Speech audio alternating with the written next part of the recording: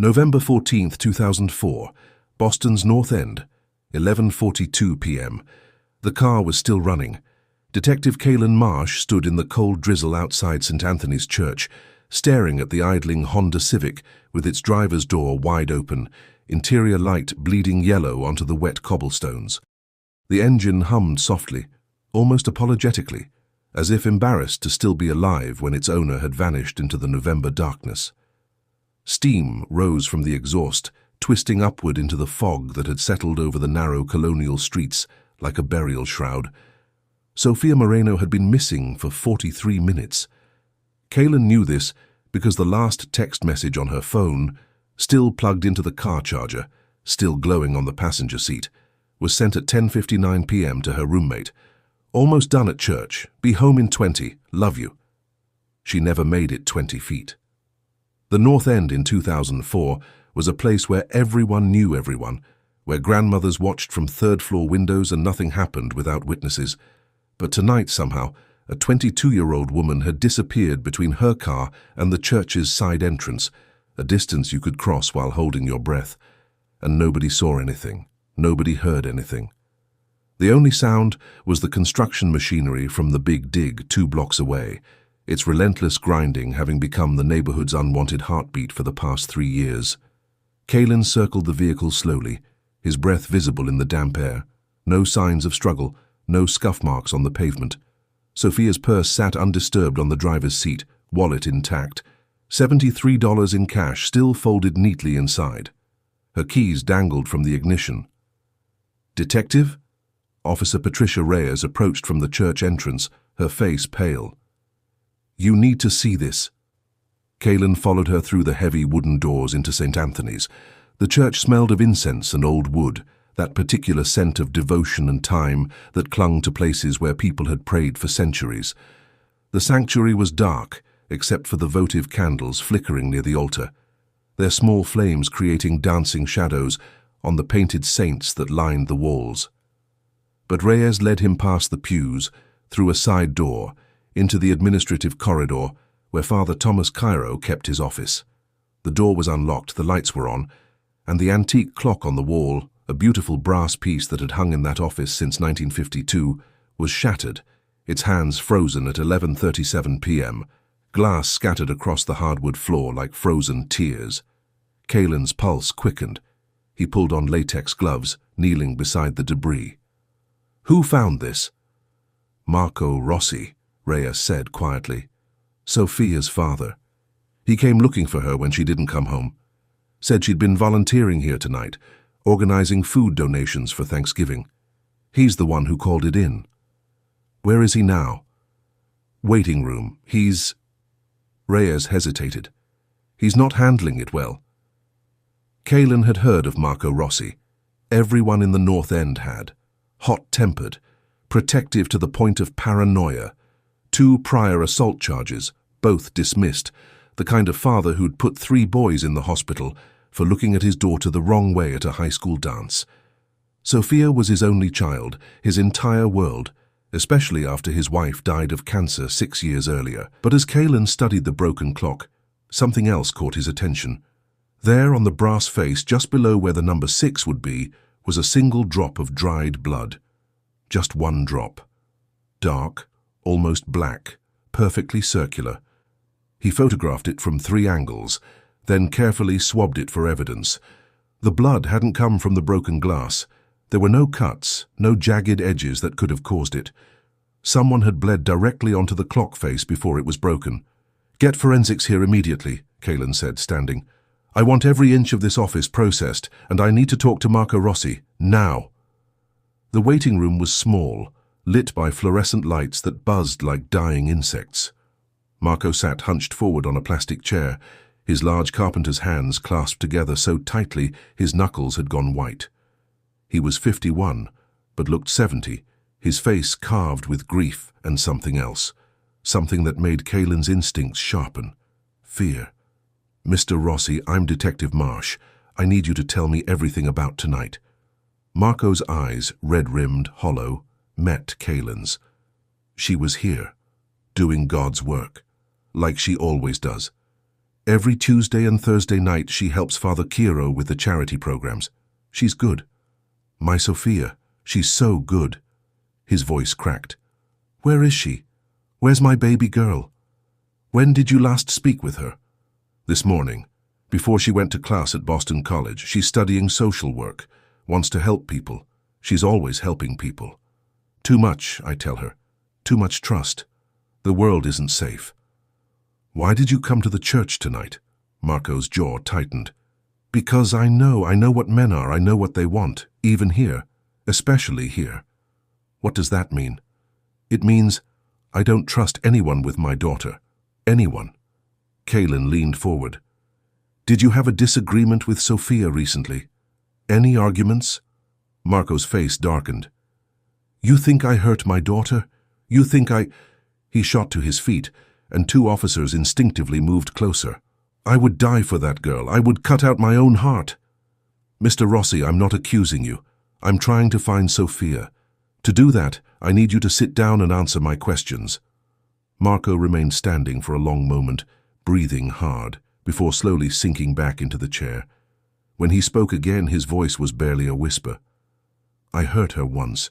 When she was 16, I slapped her. She wanted to go to some party, and I said no, and she called me a monster, and I—" He covered his face with his hands. "I've regretted it every day since, every single day." Kaylin studied him carefully. Marco Rossi was many things: volatile, overprotective, damaged. But the grief radiating from him felt genuine, bone deep. "Where were you between 11 Mart and 11:45 tonight?" "Home, alone, watching television, waiting for Sophia." "Can anyone verify that?" "No."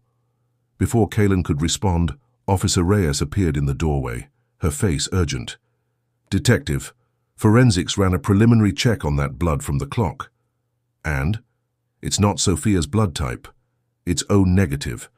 Sophia's medical records show she's A positive." Kaylin felt something cold settle in his chest. If the blood wasn't Sophia's, then whose was it? And why was it on a broken clock in a church office where a young woman had just vanished? He turned back to Marco, but the older man was staring at the floor, his lips moving silently, praying or confessing.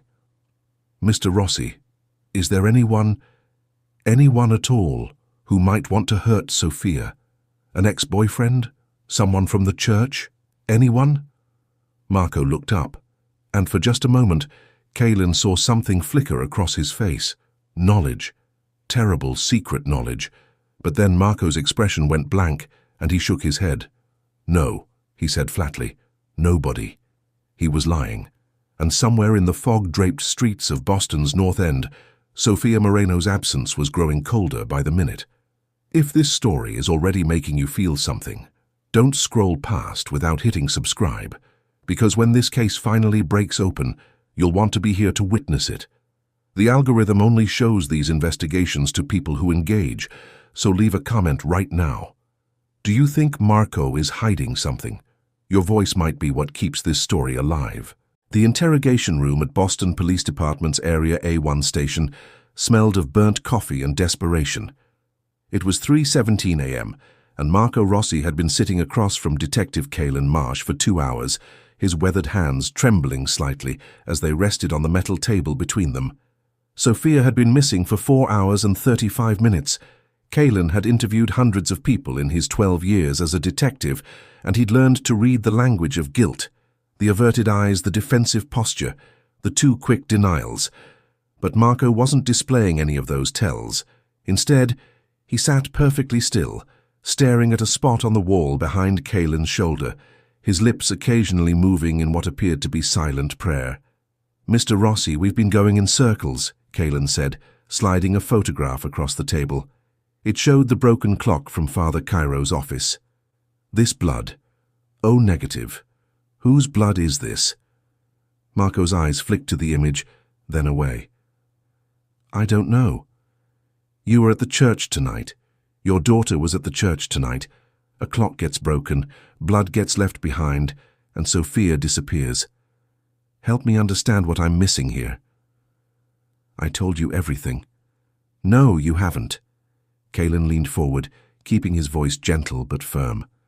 "Marco, I've spoken to your neighbors. I've read the reports from 1998 and 2001. You have a temper. You've hurt people when you felt they threatened Sophia.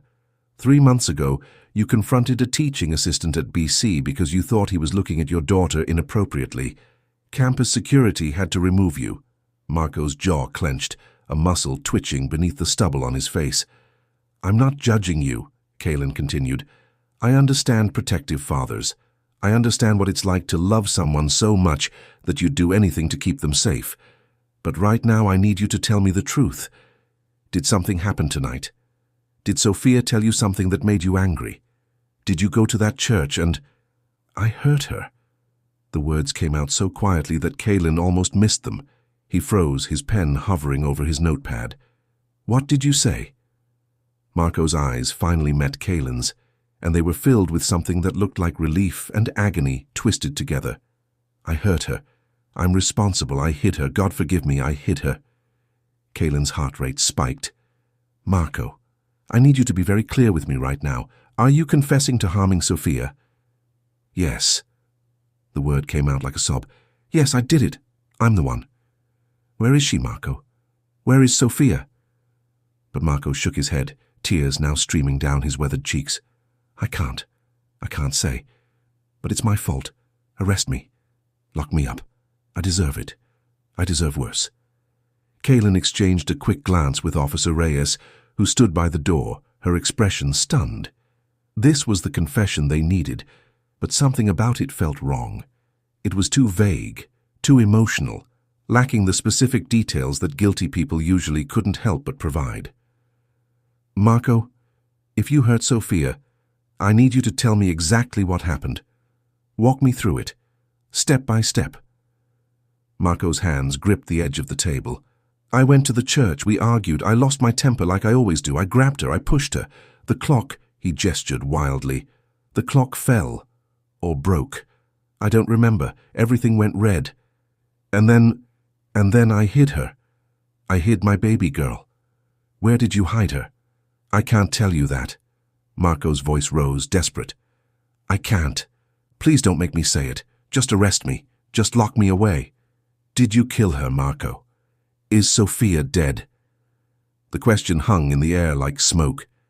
Marco's face crumpled, and for a moment Kaylin thought he would break completely. But then something strange happened. Marco's expression hardened, as if he'd made a decision, crossed some internal point of no return. "I don't know," he whispered. "I don't know if she's dead, but if she is, it's because of me. Everything is because of me." Kaylin stood abruptly, frustration building in his chest. "This isn't how this works, Marco. You can't confess to a crime and then refuse to provide details. Where is Sophia? What did you do with her body? Was it an accident or intentional?" "It doesn't matter." Marco's voice had gone flat, emotionless. "What matters is that I'm responsible. I'm guilty. I've been guilty for a long time." "Guilty of what?" But Marco just shook his head, closing his eyes. "Charge me. Do whatever you need to do. But I'm done talking without a lawyer." The interview ended there. Kaylin watched through the one-way glass as 2 uniformed officers led Marco back to holding. The man moved like someone walking to an execution, shoulders slumped, head bowed, accepting his fate with the resignation of the damned. "What the hell was that?" Reyes asked, standing beside Kaylin in the observation room. "That was a man protecting someone," Kaylin said quietly. "You think he's innocent?" "I think his confession is garbage. No specific details, no timeline, no admission of method. He didn't tell us where the body is. He didn't even confirm she's dead. That's not a confession, that's a deflection. But why would he take the fall for something he didn't do?" Kaylin turned to face her. "Because he's a father, and fathers make sacrifices." By 6 a.m., word of Marco Rossi's confession had leaked to the media. The North End erupted with the news. Neighbors who'd known Marco for 30 years gathered in small clusters on street corners, their faces reflecting shock and vindication in equal measure. Some said they'd always known he was violent. Others defended him, saying his love for Sophia had simply twisted into something dark and uncontrollable. But Caelan couldn't shake the feeling that everyone was looking in the wrong direction. He returned to St. Anthony's Church just as dawn broke over Boston Harbor, painting the sky in shades of grey and gold. The building looked different in daylight, less imposing, more tired, its stone facade weathered by centuries of New England winters. Father Thomas Cairo stood on the church steps, greeting early morning parishioners for 6:30 Mass. He was 63 years old, with silver hair and the kind of warm, grandfatherly face that inspired trust. He'd served St. Anthony's for 27 years, had baptized half the neighborhood's children, had presided over countless weddings and funerals. He was beloved. When he saw Caelan approaching, his face arranged itself into an expression of deep concern. "Detective Marsh," Father Cairo said, his voice rich with compassion. "I heard about Marco. It's devastating. I've been praying for Sophia all night, and for Marco too. Whatever he's done, he's still a child of God. I need to ask you some questions, Father." "Of course. Anything I can do to help." They moved into the administrative corridor, back to the office with the broken clock. Crime scene tape still crossed the doorway, but Caelan ducked under it, motioning for the priest to follow. "Walk me through your evening, Father, from 9 p.m. onward." Father Cairo nodded thoughtfully. "I finished hearing confessions at 9:45. Then I worked in my office until about 10:30, preparing Sunday's sermon. I left through the side entrance and drove to St. Elizabeth's Hospital to visit Mrs. Delgado. She's recovering from surgery. I was there until nearly midnight. The nursing staff can confirm it." Too detailed, Caelan thought. Too perfect. "And you didn't see Sophia at all last night?" "No. She usually works in the basement sorting donations. We rarely cross paths during her volunteer hours." Father Cairo's eyes grew misty. "She's such a special young woman, so devoted to helping others. If Marco has harmed her—" He trailed off, shaking his head. "I can't imagine the demons he must have been fighting." Caelan studied the priest's face carefully. "Father, the blood we found on that clock, it's not Sophia's. Do you have any idea whose it might be?" For just a fraction of a second, something flickered in Father Cairo's eyes. Fear? Calculation? But it vanished so quickly that Caelan almost thought he'd imagined it. "No idea whatsoever," the priest said softly. "Perhaps from whoever broke it. An accident during a struggle?" "Perhaps," Caelan paused. "Father, would you be willing to provide a DNA sample, just to eliminate you as a potential source of the blood? Standard procedure." Father Cairo smiled, a gentle, understanding smile. "Of course, Detective. Whatever helps bring Sophia home." But as Caelan prepared the swab kit, he noticed something. Father Cairo's hands, so steady and calm, had the slightest tremor, and when the priest opened his mouth to provide the DNA sample, Caelan saw it. A small cut on the inside of his lower lip. Fresh, maybe 2 or 3 days old. O-negative blood can come from a cut lip. "Before you move on, I need to ask you something.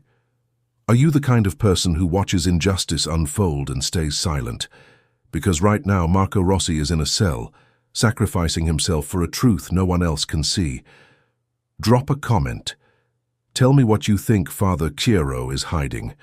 Your engagement is the only thing keeping this investigation alive." The DNA results came back 72 hours later, and they changed everything.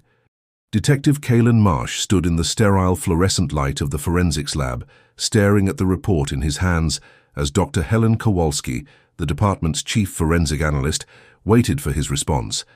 The numbers on the page seemed to pulse with accusation. The blood on the broken clock was a perfect match to Father Thomas Cairo. "You're certain?" Caelan asked, though he knew the question was pointless. Dr. Kowalski didn't make mistakes. 99.97% certainty, she confirmed, adjusting her glasses. The sample from Father Cairo's cheek swab matches the blood recovered from the clock face. Detective, this places him at the scene during a violent incident. Caelan's mind raced through the implications. Father Cairo had lied. His alibi about being at St. Elizabeth's Hospital needed to be verified immediately, and more importantly, the beloved priest who'd served the North End for nearly 3 decades had bled on a clock in his own office the same night a young woman vanished. The same young woman who volunteered at his church. The same young woman whose father now sat in jail confessing to a crime with no details. "I need you to keep this quiet for now," Kalin said. "Not a word to anyone until I can verify a few things." Dr. Kowalski nodded, but her expression was troubled. "Kalin, be careful. Father Kiro isn't just some suspect. He's practically untouchable in this city." She wasn't exaggerating. By noon, Kalin had confirmed that Father Thomas Ciro's alibi was a fabrication. The night nursing staff at St. Elizabeth's Hospital had no record of him visiting Mrs. Delgado. In fact, Mrs. Delgado had been discharged 2 days before Sophia disappeared. The priest had lied about where he was during the critical hours between 10:30 p.m. and midnight. Kalin sat in his unmarked sedan outside St. Anthony's Church, watching the afternoon sun cast long shadows across the cobblestone streets.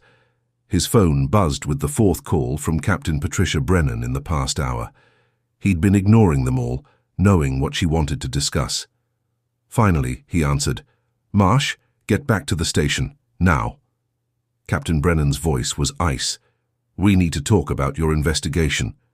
20 minutes later, Kalin stood in her office while she paced behind her desk like a caged animal. She was 56, tough as railroad spikes, and had worked her way up through a department that hadn't wanted women in leadership. Kalin respected her, but right now she looked at him like he'd just set fire to the precinct. "You requested a warrant to search St. Anthony's Church," she said, her voice dangerously quiet. "Yes, based on forensic evidence placing Father Kiro." "Are you out of your mind?" She slammed her palm on the desk. "Do you have any idea what you're doing? Father Thomas Ciro has been serving this community since before you were born. He's connected to the Archbishop. He has supporters in the mayor's office, the city council, and half the damn police force goes to his church. You're going after a priest, Marsh, a beloved priest, based on what? A drop of blood that could have come from anywhere? Captain, his alibi is false. He lied about his whereabouts. Maybe he got confused about which night he visited the hospital. Maybe he was somewhere embarrassing and didn't want to admit it. That doesn't make him a killer. Then, why did Marco Rossi confess? Kalin pressed forward, trying to keep his voice level. His confession doesn't hold up to any scrutiny. No details, no body, no actual admission of murder. He's protecting someone, and the only person who makes sense is... Enough. Captain Brennan held up her hand. Marco Rossi confessed because he's guilty. He's a violent man with a history of assault. His daughter is missing. Sometimes the obvious answer is the right answer. And sometimes it's not. They stared at each other for a long moment. Finally, Captain Brennan sat down heavily in her chair, rubbing her temples. "Kalin, I'm going to be straight with you. I got 3 calls this morning. One from the Archdiocese's attorney, one from Councilman DeLuca, and one from Assistant District Attorney Morrison.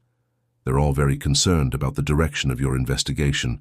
They're suggesting that you're overreaching, that you're letting your ambition cloud your judgment." "My ambition?" Kalin felt his anger rising. "A woman is missing, Captain. Possibly dead. And you're telling me I can't investigate a suspect because he wears a collar. I'm telling you that you need stronger evidence before you go after someone of Father Kiro's standing. Much stronger. Right now all you have is his blood on a clock in his own office, which he could explain a dozen innocent ways.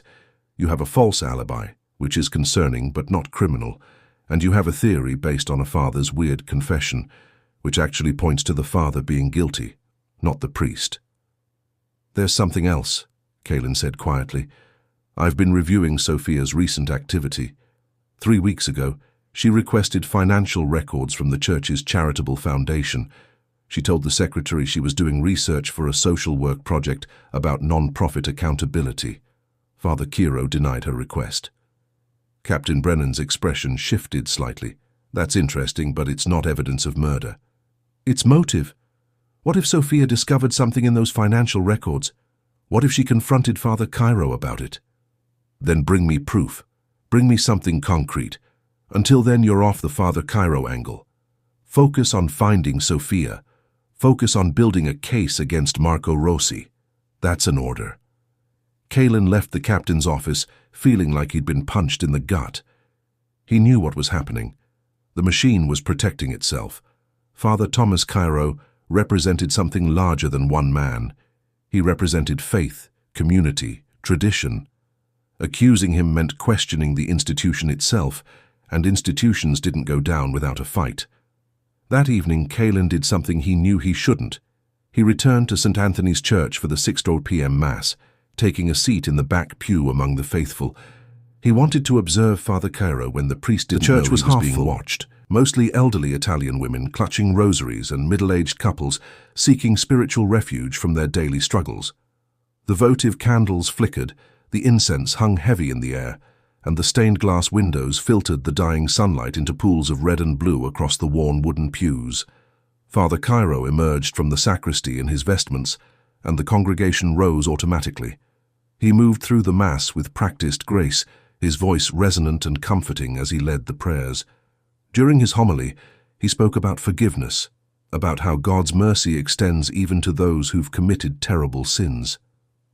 "We must remember," Father Cairo said, his hands gripping the pulpit, "that judgment belongs to God alone. We are called to love even when love is difficult. We are called to forgive even when forgiveness seems impossible. Marco Rossi made a terrible mistake, but he is still our brother in Christ. His daughter Sophia, wherever she is, would want us to pray for him, not condemn him, not judge him, but pray for his tortured soul." The congregation murmured their agreement. Several women dabbed at their eyes with tissues. Kalin watched Father Cairo's face carefully. The priest seemed genuinely moved by his own words, his eyes glistening with emotion. But there was something else there too, buried beneath the performance of compassion, something that looked almost like triumph. He was winning.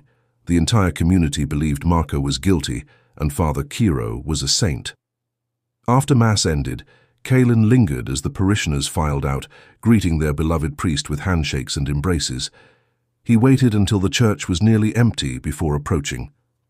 "Father Cairo, could I have a moment?" The priest's warm smile didn't waver, but Kalin saw his shoulders tense slightly. "Of course, Detective. Though I'm not sure what more I can tell you, I've given my statement." "I know. I just wanted to ask about Sophia's interest in the church's financial records. Why did you deny her request?" Father Cairo's expression remained placid. "Those records contain sensitive information about our donors, privacy concerns. I explained that to Sophia, and she understood completely. Why do you ask?" "Just curious. It seems odd that someone doing research for school wouldn't be given access to public non-profit filings. Not all our operations are public, Detective. Some of our charity work involves confidential assistance to families in crisis. Surely you understand the need for discretion." They stared at each other, the air between them charged with unspoken accusations. "I do understand discretion, Father. I also understand that your alibi for the night Sophia disappeared doesn't check out. Mrs. Delgado was discharged before you claimed to visit her." For the first time, Father Cairo's mask slipped. His smile faded, and his eyes went cold. "I must have been confused about the date. I visit many parishioners. Sometimes the days blur together." "That's a pretty significant mistake." "We all make mistakes, Detective." Father Cairo's voice had lost its warmth. "Even you. In fact, I've been hearing that you're making quite a few lately. Pursuing baseless theories, harassing innocent clergy. I wonder how much longer your superiors will tolerate such behavior." The threat was barely veiled. Kalin felt his jaw tighten. "Have a good evening, Father." As Kalin walked out of the church into the November darkness, he knew with absolute certainty that Father Thomas Cairo was guilty. The man had killed Sophia Moreno, hidden her body, and manipulated Marco Rossi into taking the fall. And somehow, impossibly, he was going to get away with it. Unless Kalin could find proof that even the machine couldn't ignore. The next morning, Kalin was officially removed from the case. Captain Brennan delivered the news with visible regret, explaining that he was being reassigned to robbery while Detective Frank Torres took over the Sophia Moreno investigation. Torres was a good cop, but he was also pragmatic. He would follow the evidence straight to Marco Rossi and close the case. Father Thomas Ciro would remain untouchable, and Sophia's body would stay hidden, wherever the priest had concealed it, in those critical hours between 11:37 p.m. and midnight on November 14, 2004. If you're still watching this, I need you to understand something. Sometimes the truth isn't enough. Sometimes evil wears a collar and hides behind institutions too powerful to challenge. Comment below if you think Kaylen should have kept fighting, even if it cost him everything, because what happens next will test just how far one detective is willing to go for justice that no one else wants to see. 2004 became 2005, then 2010, then 2015. The case of Sophia Moreno's disappearance faded from the front pages of the Boston Globe, relegated to the cold case files that gathered dust in the basement of Area A1 station. The North End moved on, as communities always do, carrying Sophia's memory like a quiet ache that eventually becomes part of the landscape, acknowledged but no longer examined. Detective Kaylen Marsh did not move on. He'd been demoted in 2005, quietly shuffled to a desk job processing robbery reports after what the department called his obsessive and unsubstantiated pursuit of Father Thomas Ciro. The official narrative was clean, surgical. Marco Rossi had confessed to harming his daughter. No body had been recovered, but the confession stood. Marco served 18 months for parole violation on an old assault charge, the system's way of punishing him without a murder conviction, and was released in 2006, broken and silent. Father Ciro continued his ministry. He was promoted to Monsignor in 2008, received a papal commendation in 2012 for his charitable work, and became one of the Archdiocese's most visible advocates for poverty relief. He aged gracefully, his silver hair turning white, his reputation growing more untarnished with each passing year. Every Sunday, faithful parishioners filled St. Anthony's pews to hear him speak about mercy, redemption, and God's infinite love. Kaylen watched it all from a distance. His career stalled, his marriage dissolved in 2009 under the weight of his obsession. His ex-wife Jennifer had begged him to let it go. "She's gone, Kaylen," Jennifer had said during their final argument. "You can't save her. You're just destroying yourself." But Kaylen couldn't let it go, because every time he closed his eyes, he saw that drop of blood on the broken clock. He heard Marco Rossi's anguished confession that contained no actual confession. He remembered the cold calculation in Father Ciro's eyes that night in the empty church. So he investigated quietly, obsessively, during lunch breaks and sleepless nights. He filled 3 notebooks with connections, timelines, and theories that no one wanted to hear. He became the department pariah, the cautionary tale whispered to rookie detectives. Don't end up like Marsh, chasing ghosts and throwing away your career. The breakthrough came on a February morning in 2024, 20 years after Sophia vanished. Kaylen, now 54 years old with grey, threading through his dark hair and reading glasses perched on his nose, sat in his cramped apartment in Dorchester, surrounded by boxes of files he'd accumulated over 2 decades. He'd officially retired from the police force in 2022, taking his pension and his obsession into private life. He was reviewing financial records from the Big Dig construction project, Boston's massive infrastructure undertaking that had dominated the city from 1991 to 2007. The project had been plagued by cost overruns, corruption scandals, and numerous investigations into financial irregularities. Kaylen had been studying these records for months, following a hunch that had been nagging at him since 2004. Sophia had requested the church's financial records 3 weeks before she disappeared. Father Ciro had denied that request. Why? The answer, Kaylen suspected, lay somewhere in the intersection between St. Anthony's charitable operations and the Big Dig's subcontractor payments. The church had received substantial grants during that period for community revitalization tied to construction disruption relief. Hundreds of thousands of dollars had flowed through religious organizations, ostensibly to help displaced families and struggling businesses. But money had a way of disappearing into complicated paper trails. Kaylen's hands trembled slightly as he opened a digitized ledger he'd obtained through a Freedom of Information request, a ledger from a Big Dig subcontractor called North End Community Restoration, LLC. The company had dissolved in 2006, its records archived and mostly forgotten. He scanned through pages of routine expenses, payroll, equipment rentals, material costs. Then, on page 47, he found it. A line item dated September 2004, 2 months before Sophia disappeared. St. Anthony's Parish, confessional refurbishment, $500,000. Kaelin's heart hammered against his ribs. $500,000 for refurbishing a confessional? That was absurd. Confessionals were simple wooden booths. Even a complete rebuild wouldn't cost more than $20,000 or $30,000. He cross-referenced the payment with St. Anthony's publicly filed tax documents from 2004. The church had reported receiving a construction grant of $85,000 that year for facility improvements. Where had the other $15,000 gone? Someone had stolen it, laundered it through fake invoices and phantom renovations. And if Sophia had been researching non-profit accountability, if she'd been digging into the church's financial records, she might have discovered the fraud. She might have confronted Father Cairo about it. And Father Cairo, beloved, untouchable, desperate to protect his reputation and the institution he served, might have killed her to keep her silent. But Kaelin needed proof. After 20 years, he needed something concrete enough to break through the wall of protection that surrounded the now Monsignor Cairo. A financial irregularity alone wouldn't be enough. He needed to connect the money to the murder. He needed to find Sophia's body. He sat back in his chair, his mind racing. The confessional refurbishment, $500,000. What had they actually done with that money? What had been built or rebuilt that required such an enormous sum? Kaelin pulled up architectural records for St. Anthony's Church, studying the building's layout with fresh eyes.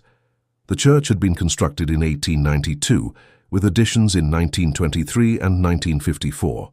The confessional booths were original to the 1892 construction, beautiful carved walnut structures that were considered historical landmarks. He zoomed in on the floor plan, examining the confessional area. 2 booth units, side by side, with the priest's chamber in the middle, and penitent chambers on either side. Behind them, according to the 1892 blueprints, was a small storage space that connected to the main basement. But in the 2005 updated blueprints, filed after the supposed refurbishment, that storage space had been marked as sealed, unused. Sealed, not renovated. Sealed. You could hide a body in a sealed space. You could hide it for 20 years, and no one would ever think to look because the space officially didn't exist anymore. Kaelin's hands shook as he reached for his phone. He had no authority anymore, no badge, no official standing, but he knew someone who might listen. Patricia Reyes, the officer who'd been with him that first night in 2004, had made detective herself by 2015.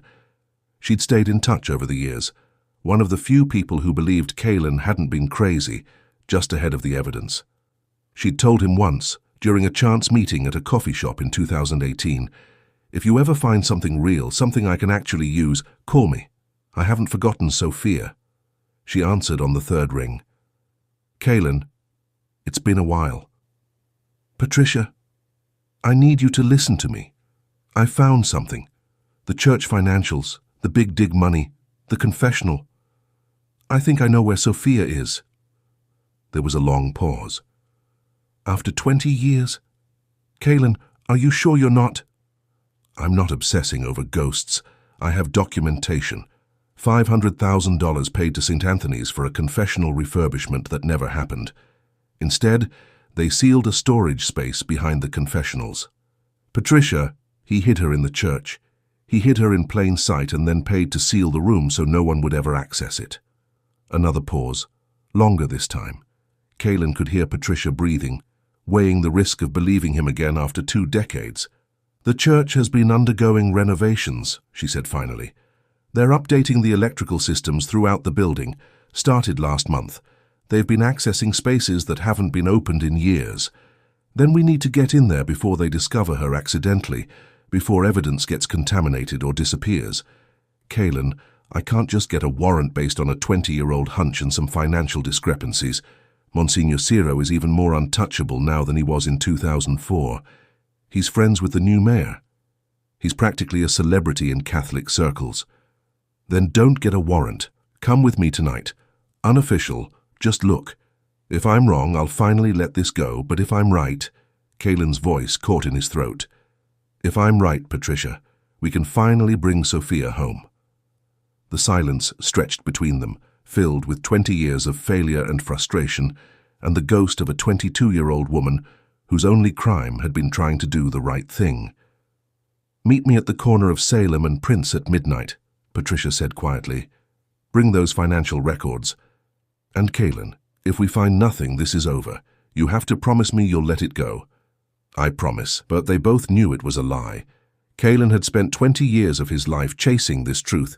He would chase it until the day he died, warrant or no warrant, career or no career, because some debts couldn't be unpaid, some voices couldn't be silenced, and some bodies deserved to be found.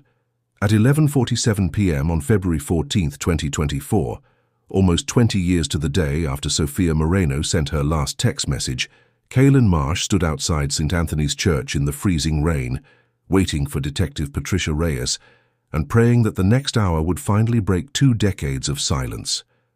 Marco Rossi, now 71 years old and living alone in a subsidized apartment in East Boston, had no idea that the truth was about to surface. He'd carried his secret sacrifice for 20 years, aging into a ghost of the man he'd been, speaking to almost no one, attending Mass at a different church because he couldn't bear to see Father Cairo's face. And Monsignor Thomas Cairo, 83 years old and preparing for retirement, slept peacefully in the rectory next door, confident that his secret would die with him, that Sophia's bones would remain hidden forever in the darkness beneath his church. But the dead have a way of speaking, and some silences, no matter how long they last, are meant to be broken. I need to know you're still here. After 20 years of lies, are you ready for the truth to finally come out? Comment now. Tell me if you think they'll find Sophia, because what happens in that church tonight will prove that justice doesn't have an expiration date, but only if people like you refuse to look away. The rain fell harder as midnight approached, turning the cobblestone streets of the North End into rivers of reflected streetlight. Detective Patricia Reyes arrived at 11:52 p.m., pulling her unmarked sedan alongside where Kaelin stood beneath a cafe awning, his leather jacket soaked through despite his attempts at shelter. She looked older than he remembered, 46 now, with lines around her eyes that spoke of too many cases and too little sleep. But her expression held the same sharp intelligence that had made her a good cop 20 years ago. "Show me what you have," she said without preamble, rain dripping from her hood. Kaelin handed her a waterproof folder containing copies of the financial documents, the $500,000 payment, the architectural discrepancies, the sealed storage space. Patricia studied them under the beam of her flashlight, her jaw tightening with each page. "This is substantial," she admitted. "But it's not proof of murder. It's proof of financial fraud, maybe. Embezzlement. Not enough for a warrant to search a church in the middle of the night. Then we don't search officially. We observe. The renovation crew left scaffolding and equipment inside. The side entrance has been left unlocked for the contractors. We go in, we examine the confessional area. We look for any sign that the sealed space was used for something other than storage." Patricia met his eyes. "If we're caught, I lose my badge. You understand that? I understand that Sophia Moreno has been missing for 20 years, and we're the only ones who still care about finding her." She nodded slowly, making her decision. "We're not touching anything. We're not breaking any seals. We look with our eyes only, and if we see something that justifies a warrant, we back out and do this properly. Agreed?" Agreed. They approached St. Anthony's from the north side, where shadows were deepest and security cameras had blind spots. The church loomed above them, its stone facade slick with rain, its stained glass windows dark and lifeless. Kaelin felt his pulse quicken as they reached the side entrance, the same door Sophia would have used that final night in November 2004. The door was unlocked, just as the contractor schedule had indicated. They slipped inside, Patricia's police issue flashlight cutting through the darkness. The smell hit Kaelin immediately, incense mixed with sawdust and paint fumes, Renovation tarps covered portions of the sanctuary, and electrical cables snaked across the floor like mechanical serpents. "The confessional is this way," Kalen whispered, leading Patricia through the nave toward the north transept where the confession booth stood. The two walnut confessional units looked exactly as they had 20 years ago, ornate, beautiful, seemingly untouched by time. But Kalen knew that behind them, according to the architectural records, was the sealed storage space, a space that had been accessible in 1892 but marked as permanently closed in 2005. "There," Kalen said, pointing to the wall behind the confessionals. "According to the original blueprints, there should be a door or access panel here leading to basement storage. But in the 2005 updated plans, this entire section is marked as solid wall." Patricia ran her flashlight along the wall's surface. It had been recently painted, cream-colored, matching the rest of the church's interior. But as she examined more closely, she noticed something.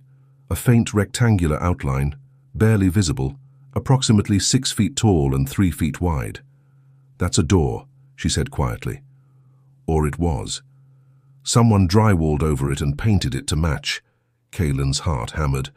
The confessional refurbishment, $500,000. They didn't refurbish anything. They sealed this space and paid off everyone involved to stay quiet about it. "We need a forensic architect," Patricia said, pulling out her phone. "Someone who can examine this structure and determine what's behind this wall without us breaching it." She made a call, speaking in low tones to someone named Marcus Chen, a forensic architect who'd worked with the department on several cases involving structural evidence. Kalen only caught fragments of the conversation, but he heard Patricia say, "I need you at St. Anthony's Church right now. Yes, I know what time it is. Yes, I'm serious. This is about the Sophia Moreno case." 20 minutes later, Marcus Chen arrived, a slender man in his 50s, with wire-rimmed glasses and the equipment bag slung over his shoulder. He looked irritated at being roused from bed until Patricia showed him the architectural documents. "This is interesting," Marcus said, studying the blueprints with a professional's eye. "Very interesting. A sealed space of this size, approximately 12 by 15 feet, accessible only through the confessional's rear wall. And you say this modification was done in 2004? "Late 2004 or early 2005, Kalen confirmed, right after Sophia Moreno disappeared. Marcus pulled a handheld ground-penetrating radar unit from his bag, a device that could see through walls using electromagnetic waves. "This will show us if there's a void space behind this wall, and potentially what's in it. It's non-invasive, completely legal for structural assessment." He powered up the device and began scanning the wall where Patricia had identified the outline. The screen displayed layers of material, drywall, studs, insulation. Then, approximately 8 inches deep, the reading changed dramatically. Empty space. A room-sized void exactly where the original blueprints indicated storage should be. "There's definitely a sealed room here," Marcus confirmed. "And there's something inside it. The radar is picking up dense material in the far corner. Could be old furniture, stored equipment, or—" He trailed off, glancing at Kalen and Patricia. "Or a body," Kalen finished. Marcus adjusted the radar's sensitivity, moving it slowly across the wall's surface. The screen showed more detail now, the void space, the dense mass in the corner, and something else. Metal. The radar detected metal objects within the sealed room. "What kind of metal?" Patricia asked. "Hard to say without more advanced equipment. Could be pipes, electrical conduits, shelving units." Marcus paused, studying the reading more carefully. "Or it could be something smaller. Personal items. Jewelry, maybe." Sophia had been wearing a silver cross necklace the night she disappeared. Her father had given it to her for her 18th birthday. It had been listed in the missing persons report, but never recovered. "We need to open this wall," Kalen said, his voice rough with emotion. "We need to see what's inside." Patricia shook her head. "Not without a warrant. What we have now is enough to get one." Marcus's GPR scan shows a sealed space that was deliberately hidden, located in a building where financial fraud occurred, connected to a missing persons case. That's sufficient probable cause. By the time we get a warrant, Monsignor Kiro will know we're investigating. He'll have time to prepare, to lawyer up, to control the narrative. Then he prepares. We do this by the book, Kaylin. We do this right, so when we find Sophia, if we find Sophia, the evidence is admissible and justice can actually be served. Marcus was studying the confessional booth itself now, his flashlight illuminating the carved walnut panels. There's something else, he said slowly. Look at this. He pointed to the rear panel of the priest's chamber within the confessional. Unlike the side panels, which were solid wood, the rear panel had a decorative iron grate near the floor, ostensibly for ventilation. But when Marcus examined it more closely, he noticed that the grate had a small keyhole mechanism partially concealed by the decorative scrollwork. This is a lock, he said. A very old, very well-hidden lock. I'd estimate it's original to the 1892 construction. A lock to where? Patricia asked. Marcus carefully touched the panel, and it shifted slightly. Not a fixed panel, but a hidden door. To that sealed space behind the wall. This was the original access point. The confessional's rear panel opens into what was once a storage room, but at some point, someone installed a lock to control access. You'd need a specific key, an old skeleton key probably, to open it. Kaylin felt pieces clicking together in his mind. Father Kiro would have had access to all the church's keys, including antique keys to spaces that most people had forgotten existed. On the night Sophia disappeared, he could have lured her into the confessional under some pretense, attacked her in the priest's chamber where no one could see, and then used the hidden door to move her body into the storage space behind. Then, in the weeks that followed, he'd paid contractors to permanently seal the room from the outside, using laundered Big Dig money to ensure everyone stayed quiet. The confessional itself remained unchanged, still functional, still used for confession every week, while behind it, hidden in the darkness, Sophia's body had remained undiscovered for 20 years. We need that key, Kaylin said. If we can prove that Father Kiro had access to this hidden door, had the means to conceal a body in this sealed space, combined with the financial fraud and his false alibi. It's still circumstantial, Patricia interrupted. But it's enough, it's finally enough. She was already dialing her phone requesting an emergency warrant from Judge Marilyn Torres, one of the few judges willing to authorize late-night searches when the evidence was compelling. Kaylin listened as Patricia laid out the case, the financial discrepancy, the sealed architectural space, the GPR scan showing density consistent with human remains, the hidden access door from the confessional. 20 minutes later, Judge Torres authorized a limited search warrant for the sealed space behind the confessional at St. Anthony's Church. We need a proper forensics team, Patricia said, ending the call. This is a potential crime scene that's been sealed for 2 decades. We can't just knock down a wall and contaminate evidence. By 2:30 a.m., a full forensic team had assembled at St. Anthony's Church. News vans began arriving at 3:15 a.m., having picked up the police activity on their scanners.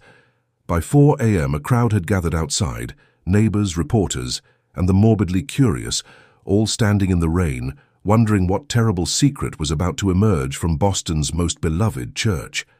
At 4:47 a.m., with Kaylin and Patricia standing witness, forensic specialists carefully removed the drywall covering the hidden door. Behind it, they found the old access panel from the confessional, exactly as Marcus had described. The lock was opened using a specialized tool. The door swung inward on rusted hinges, revealing a small room thick with dust and darkness. Flashlight beams cut through the gloom, illuminating old wooden shelves, boxes of ancient parish records, and in the far corner, exactly where the ground-penetrating radar had indicated, a large object covered by heavy canvas. The forensic photographer documented everything before anyone entered.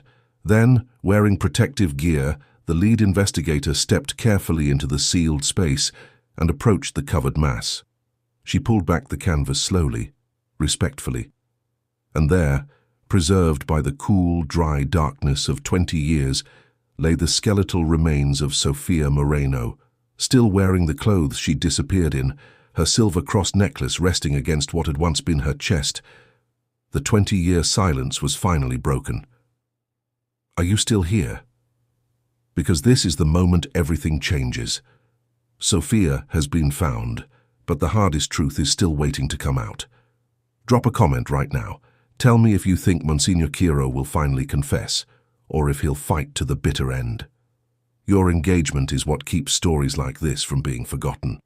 The sun rose over Boston on February 15, 2024, illuminating a city in shock.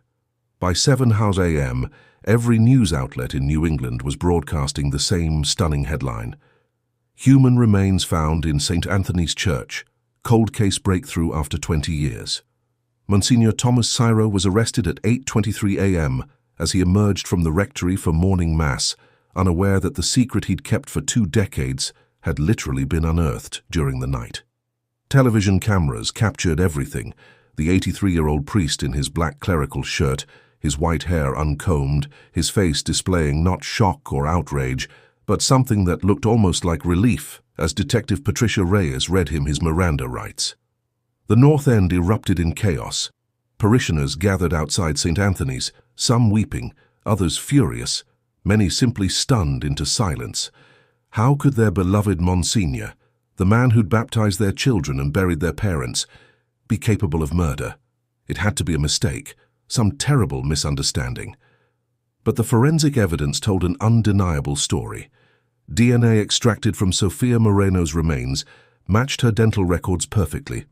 The silver cross necklace was positively identified by Marco Rossi, who collapsed upon hearing the news and had to be hospitalized for heart palpitations. Forensic analysis of the sealed room revealed no signs of forced entry or struggle inside. Sophia had been dead before she was placed there, and soil samples from beneath her remains matched particulates found in Father Cairo's office, suggesting her body had been temporarily kept there before being moved to its final hiding place. Most damning of all, the skeleton key that opened the confessional's hidden panel was found in Monsignor Cairo's private quarters, tucked inside a leather-bound Bible from 1892, the same year the church was built. But physical evidence alone wouldn't reveal the full truth. For that, Kaylin Marsh needed to face the man who'd haunted him for 20 years. At 2:00 p.m., Kaylin sat in the observation room at Area A1 station, watching through one-way glass as Detective Patricia Reyes and Detective Frank Torres prepared to interrogate Monsignor Ciro. Kaylin had no official role in the proceedings. He was a retired detective with no legal standing. But Patricia had ensured he could watch, understanding that after 20 years, he'd earned the right to witness this moment. Monsignor Ciro sat at the metal table in the interrogation room, his attorney beside him, a sharp-eyed woman named Rebecca Walsh from one of Boston's premier defense firms. The priest looked smaller somehow, diminished without his vestments and the architecture of the church to frame him.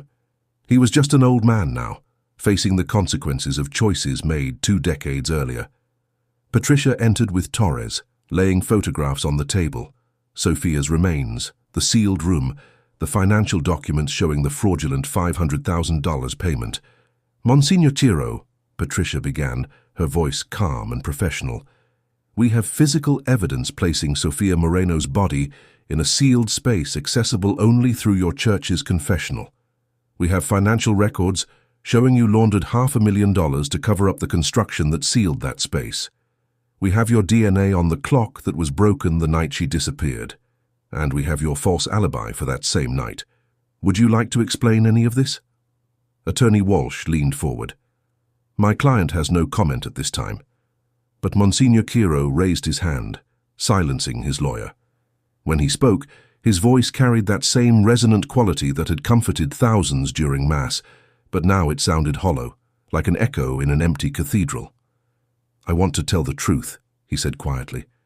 I've been carrying this for 20 years. It's time. Monsignor, I strongly advise against... Walsh began, but Ciro shook his head. No more silence. No more lies. He looked directly at Patricia, his pale blue eyes rimmed with red. I killed Sophia Moreno. I killed my daughter. The words hung in the air like a death knell. Behind the glass, Kaylin felt his breath catch. His daughter. Patricia maintained her composure, though Kaylin could see the slight widening of her eyes. What do you mean, your daughter? Monsignor Ciro's hands trembled as he folded them on the table. In 1981, before I took my final vows, I had a brief relationship with a woman named Isabella Moreno. When she discovered she was pregnant, She married Marco Rossi, a good man who loved her desperately. He never knew Sofia wasn't his biological child. Isabella and I agreed to keep the secret, to protect everyone involved. She made me promise to watch over Sofia from a distance, to guide her spiritual development. So I did. For 22 years, I watched my daughter grow up, never able to claim her, never able to tell her the truth. Torres leaned back in his chair, processing this revelation. Did Sofia know you were her biological father? No, not until 3 weeks before she died. Kiro's voice cracked. She came to me requesting financial records for a school project. I should have just given them to her. If I had, none of this would have happened, but I panicked because those records would have revealed the fraud. What fraud? Patricia asked, though she already knew. The big dig money. I was skimming from construction relief funds meant for the community. Not for personal gain, I was using it to support our charitable operations, to help families that the government programs couldn't reach. At least that's what I told myself. But the truth is, I'd created a system of financial deception that spanned years. Sofia was brilliant with numbers. She looked at our public filings and saw the discrepancies immediately. She came to me privately, gave me a chance to explain. Cairo paused, his breath shuddering. She said she'd give me 1 week to report the fraud myself, or she'd go to the authorities. She was so disappointed in me. She said, "Father, you taught me that integrity matters more than reputation. How can you have compromised everything you preach?" She didn't know those words would kill her. What happened on November 14th, 2004? Patricia pressed. She came to my office after her volunteer work around 11:30 p.m. The week I'd asked for was up. She said she was going to report the fraud the next morning. I begged her to reconsider, to think about what it would do to the church, to the families we helped, to her own reputation as my frequent collaborator. We argued. She said integrity couldn't be negotiated. She turned to leave, and His voice broke completely. I grabbed her arm. She pulled away. I grabbed harder. She stumbled backward into my desk and the clock fell. She hit her head on the corner of the desk as she went down. There was so much blood. Kaylin watched through the glass as Monsignor Kiro wept openly, 20 years of suppressed guilt finally breaking through. I checked for a pulse, there was none. She was dead. My daughter was dead, and I had killed her. He looked up at Patricia with hollowed eyes. In that moment, I had a choice. I could call for help, confess what I'd done, accept the consequences, or I could preserve the institution, preserve the good work we did, preserve the faith of thousands who depended on this church. So you chose the institution over your daughter, Patricia said, her voice hard. I chose damnation over disgrace. I knew I would burn in hell for what I was about to do, but I convinced myself that saving the church's mission was worth my soul. Cairo's hands clenched. I moved her body into the storage space behind the confessional, a room I'd discovered years earlier when reviewing the original architectural plans. I cleaned the office. I went to Marco's house at 2 a.m. and told him there had been a terrible accident, that Sofia had discovered something she shouldn't have, that if the truth came out, she would be remembered as the girl who destroyed St. Anthony's. You manipulated Marco into confessing, Torres said, disgust evident in his voice. I told him that if he took responsibility, vaguely and without details, it would protect Sofia's memory and give me time to handle the financial issues quietly. Marco loved his daughter absolutely. He would do anything to protect her reputation, even accept blame for her death. I exploited that love. Kiro's voice was barely audible now. I am a monster, wearing a collar. Why did you have blood on the clock? Patricia asked. I cut my lip, biting down to keep from screaming when I realized what I'd done. When I tried to stop the clock's fall, my blood transferred to it. Another piece of evidence I couldn't erase.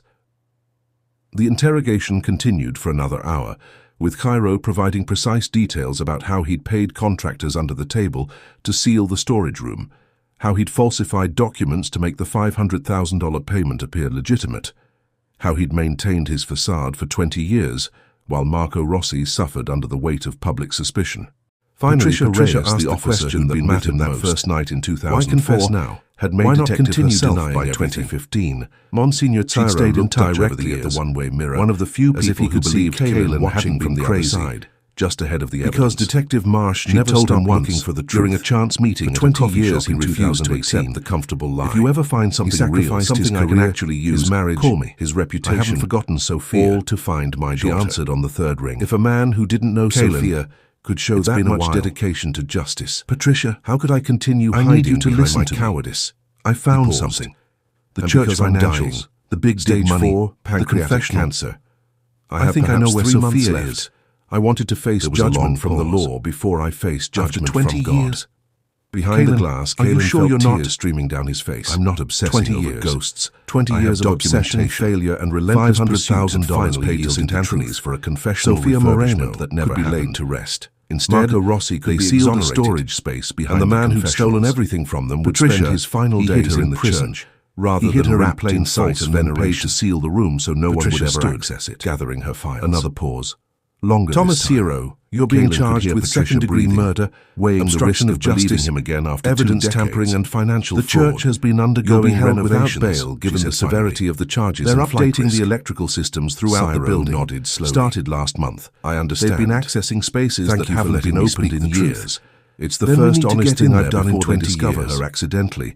As they led him away, Kaylin remained in the observation room, staring at the empty chair where the monster 20-year-old hunch and some financial discrepancies. No satisfaction. Monsignor Ciro is even more untouchable now than he was in 2004. Aching sorrow for Sophia. He's friends with the new mayor. For all the lives destroyed by one man's choice to value reputation. Then don't get a warrant. Come with me tonight. Justice had finally come to the north end. Just look. But if I'm wrong, I'll finally let this go. This isn't over yet. The final chapter will reveal what happens to everyone touched by this tragedy. We can finally bring Sophia home. Do you believe Monsignor Ciro's confession stretched between them? Do you think his remorse is 20 years of failure and fear of a dying man, and the ghost of a 22-year-old your voice matters in whose only crime stories like trying to do the March 12th, 2024. 27 days after Sophia Moreno's remains were discovered. The morning was unseasonably warm for Boston in early spring, the kind of day where the last grey remnants of winter finally surrendered to the promise of renewal. Kaylin Marsh stood outside Suffolk County Superior Court, watching as journalists and cameras assembled for the hearing that would formally charge Monsignor Thomas Ciro with second-degree murder. But Kaylin wasn't there for the hearing. He was waiting for someone else. At 9:47 a.m., a taxi pulled to the curb, and Marco Rossi emerged slowly, his movements careful and deliberate. He looked healthier than he had in years. The haunted expression that had defined his face for 2 decades had been replaced by something that resembled peace, though sorrow still lived in the lines around his eyes. He was 71 years old, and he'd just been officially exonerated of any involvement in his daughter's death. Marco saw Kaylin and stopped, the two men regarding each other across 10 feet of sidewalk. They'd never really spoken during the original investigation. Marco had been a suspect, Kaylin the detective trying to break him. But now, connected by 20 years of parallel suffering, they shared an understanding that transcended words. Kaylin crossed the distance first, extending his hand. Marco took it, and then, surprising them both, pulled Kaylin into a tight embrace. "Thank you," Marco whispered, his voice breaking. "Thank you for never giving up on her. Thank you for seeing what everyone else refused to see." "I'm sorry it took so long," Kaylin replied, his own throat tight with emotion. "I'm sorry you carried that burden for 20 years. They separated, and Marco wiped his eyes with the back of his hand. "The burden was mine to carry. I understood what Father Ciro was asking of me that night. I knew I was protecting him, protecting the church. I thought I was protecting Sophia's memory too." "He manipulated you?" "Yes, but I let him." Marco's expression darkened. "I was so afraid that if the truth came out, that Sophia had discovered financial fraud, that she'd confronted a priest, people would blame her. They'd say she was troublemaking, disrespectful, that she'd brought disaster on herself and the community. I couldn't bear that. So I gave Ciro what he needed, a vague confession that pointed toward me without actually admitting anything. I thought by the time the investigation faded, the church would quietly fix the financial problems, and Sophia would be remembered as a good girl who disappeared tragically. Instead, You were remembered as a murderer. Better that than her being remembered as the girl who destroyed St. Anthony's. Marco shook his head slowly. For 20 years I went to confession every week at a different church, confessing the same sin, that I'd lied to protect a killer. Every priest who heard my confession told me that protecting the innocent was noble, that my sacrifice showed a father's love. They didn't understand that I wasn't protecting the innocent. I was protecting the institution that had killed my daughter. They walked together toward a small park across from the courthouse, away from the cameras and crowds. The cherry trees were beginning to bud, tiny promises of pink blossoms that would bloom in a few weeks. They sat on a bench that overlooked the harbor, where sunlight danced on the water like scattered diamonds. "Did you ever suspect it was Cairo?" Kaylin asked. "Not at first, but over the years, yes, little things accumulated. The way he never really grieved, the way he'd look at me during Mass with something that wasn't quite guilt, but wasn't quite innocence either. The fact that Sophia's investigation into the church finances had been so abruptly cut short." Marco was quiet for a moment. 3 years ago, I went to his office and asked him directly. I said, "Father, did you kill my daughter?" He looked me in the eyes and said, "Marco, we both carry burdens that only God can judge. Let us pray together for forgiveness." That was as close to a confession as I would ever get. "Why didn't you go to the police?" "Because I had no proof. Because I'd already confessed to the crime myself, however vaguely. Because after 20 years, who would believe me?" Marco turned to face Kaylin. "But mostly because I'd made a choice that night in 2004, and I had to live with the consequences. I'd chosen to protect the church over seeking justice for Sophia. I told myself it was for her reputation, but the truth is, I was a coward. I was afraid of scandal, afraid of exposure, afraid that the community would turn on our family. Father Cairo exploited that fear, but the fear itself was mine." Kaylin understood that kind of regret, the recognition that even with the purest intentions, our choices can lead to devastating consequences. He'd spent 20 years investigating a case he had no authority to investigate, destroying his career and his marriage in the process. Some might call that dedication, others might call it obsession. The line between the two was often invisible until you'd already crossed it. "Sophia would have wanted the truth to come out," Marco said softly. "She died because she believed integrity mattered more than reputation. I dishonored her memory by doing the opposite, by choosing reputation over truth. I'm grateful you didn't make the same mistake." They sat in silence for several minutes, two men who'd been destroyed by the same crime in different ways, finally able to share the weight they'd each carried alone. "What will you do now?" Kaylin asked. "I'm moving to Vermont. My sister lives there. I want to spend whatever time I have left somewhere quiet, somewhere without ghosts on every corner." Marco managed a small smile. "And I'm establishing a scholarship fund in Sophia's name, for students studying social work and ethics.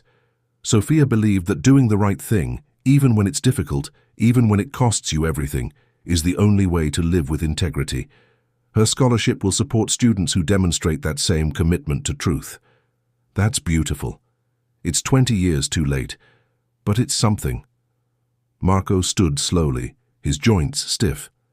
"The funeral is next week, Tuesday 10 a.m. at Sacred Heart Church, not St. Anthony's. I'll never set foot in that building again. Will you come?" "I'll be there." Marco nodded, then hesitated. "There's something else you should know. Something Father Cairo told me that night in 2004, when he was convincing me to protect him." "What was it?"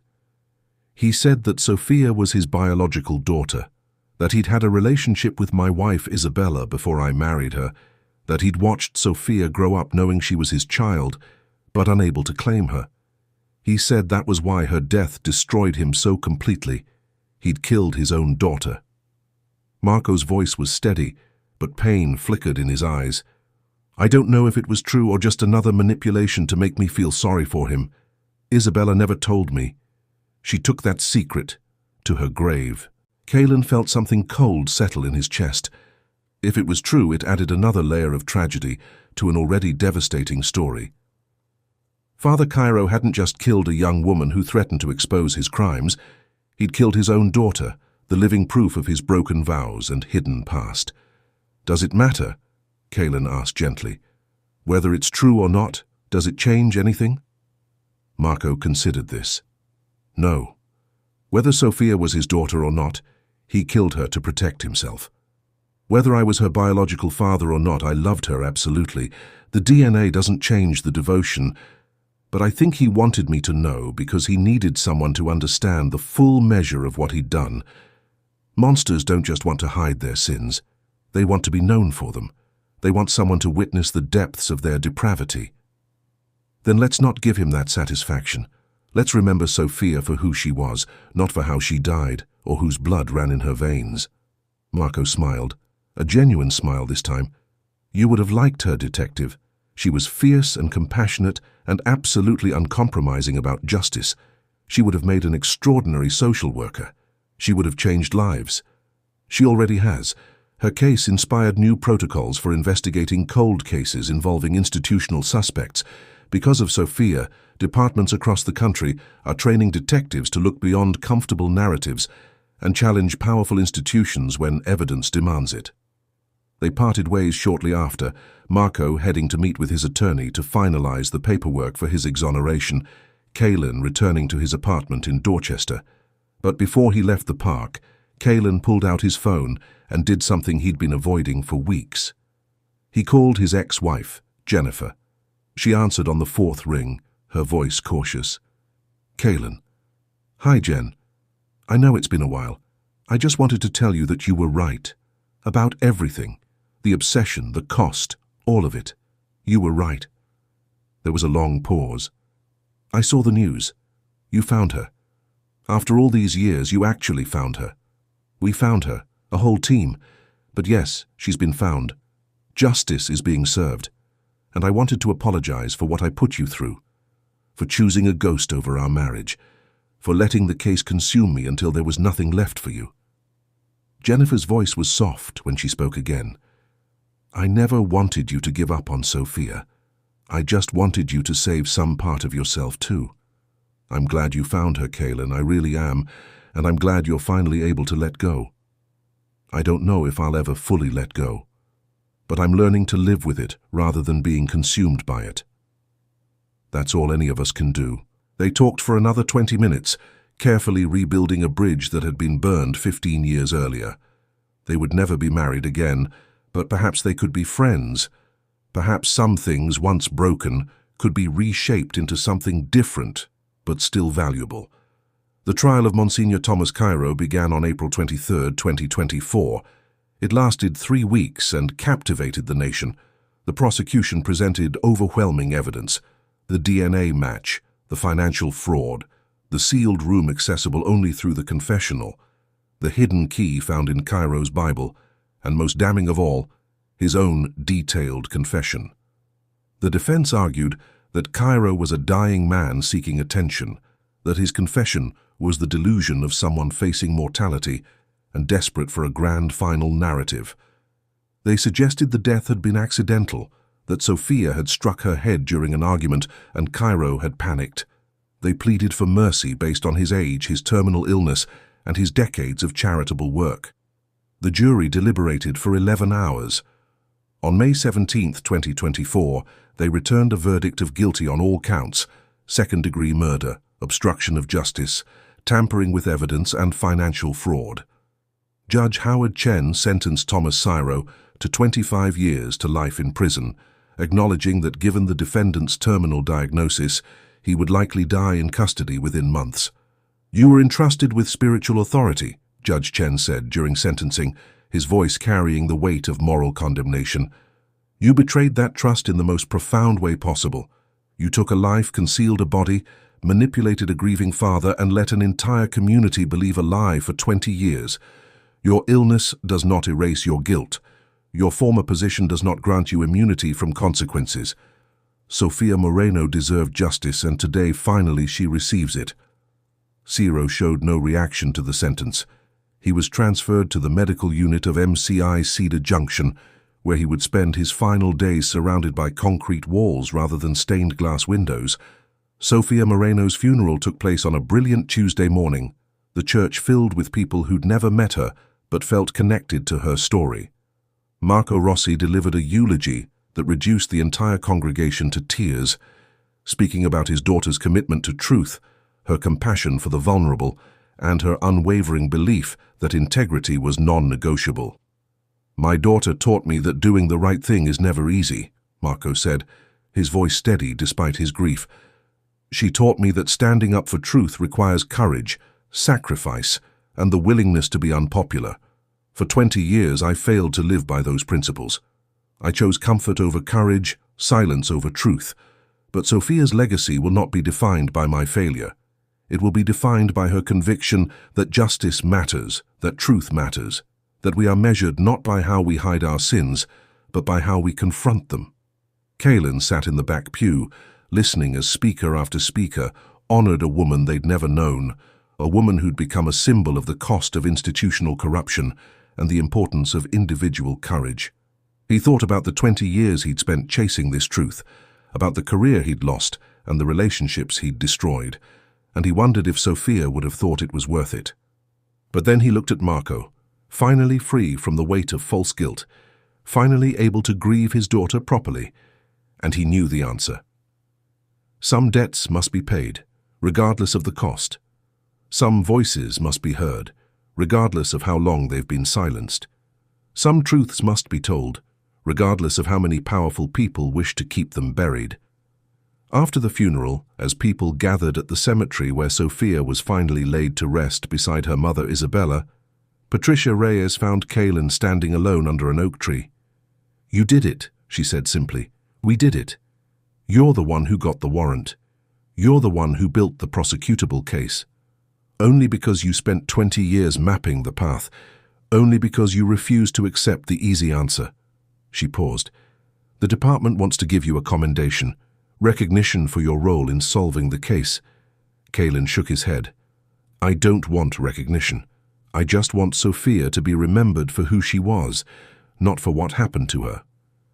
"Then help me with something. I'm working with Boston College to establish the Sofia Moreno Ethics Award. It'll go to a social work student who demonstrates exceptional commitment to integrity and justice. I need someone to help select recipients, someone who understands what Sofia was fighting for." Kaylin looked across the cemetery to where Sofia's casket was being lowered into the ground, her father standing beside the grave with his hand over his heart. After 20 years in darkness, she was finally being given the honor she deserved. "I'll do it," Kaylin said, "on one condition. Every year when we present the award, we tell Sofia's complete story. Not just her death, but her life, her intelligence, her compassion, her courage. We make sure people understand that she wasn't just a victim. She was a warrior for truth who paid the ultimate price for refusing to compromise her values." Agreed. They stood together in silence as the priest, not from St. Anthony's but from Sacred Heart, delivered the final blessing. The sun broke through the clouds, casting golden light across the headstones, and for just a moment it felt like Sofia herself was bearing witness to this ending, this resolution, this justice that had taken 2 decades to arrive.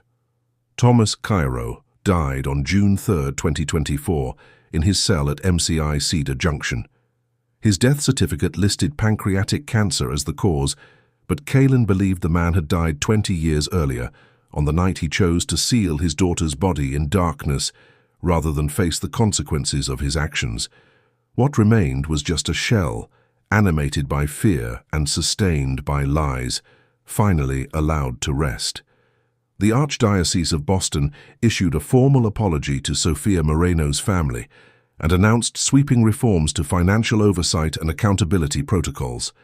St. Anthony's Church was deconsecrated and converted into a community center focused on supporting victims of institutional abuse.